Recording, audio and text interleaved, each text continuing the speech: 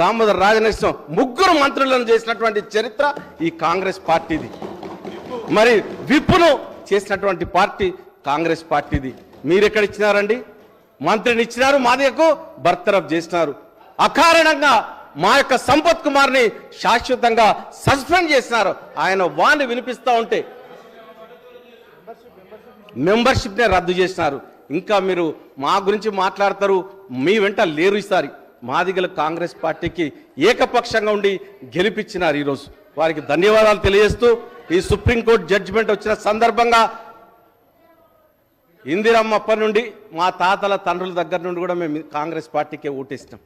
నాకు ఓటు వచ్చినప్పటి నుండి కూడా నేను నిలబడ్డప్పుడు తప్పితే ఎప్పుడు కూడా మా అమ్మ కూడా నాకు కాంగ్రెస్ పార్టీకి తప్పితే నేను ఓటు వేయ బిడ్డ, నువ్వు నిల్చున్నా నేను రానని చెప్పింది. అంతటి గట్టితనం ఉన్నటువంటి పట్టుదల ఉన్నటువంటి మాదిగలు వాళ్ళు. అందురించి ఈ సుప్రీంకోర్టు